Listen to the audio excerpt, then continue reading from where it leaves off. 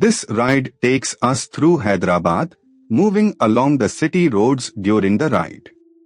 The mood here is calm and focused, with the sound of the engine carrying us through the changing rhythm of the streets. Let the road unfold naturally as we settle into this stretch.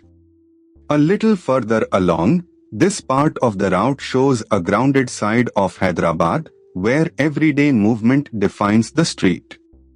Shops, side lanes, and passing vehicles build a sense of momentum, and the pace stays steady. It is the kind of stretch where the ride feels less like a destination and more like a continuous observation. As the ride continues, here is something worth knowing about this part of Hyderabad. Checking mirrors regularly keeps you aware of traffic approaching from behind.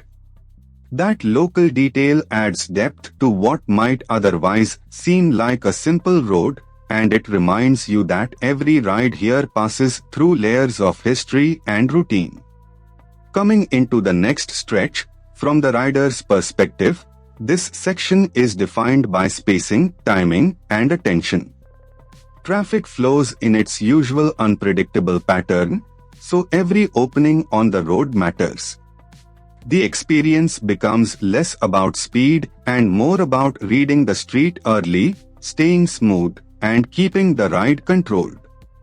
Further down the route, as the route continues, the presence of modern ORR gives this stretch a stronger sense of place. Landmarks like this help anchor the ride because they turn a moving sequence of roads into something memorable. With the road opening ahead, the atmosphere here changes with the hour, and the weather adds its own character to the ride. The road noise, light, and movement around the bike all combine into a very specific riding mood.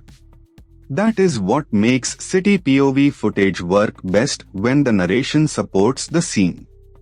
As this ride through Hyderabad comes to a close, the journey may be simple, but the texture of the road, the city, and the ride itself is what makes it worth watching.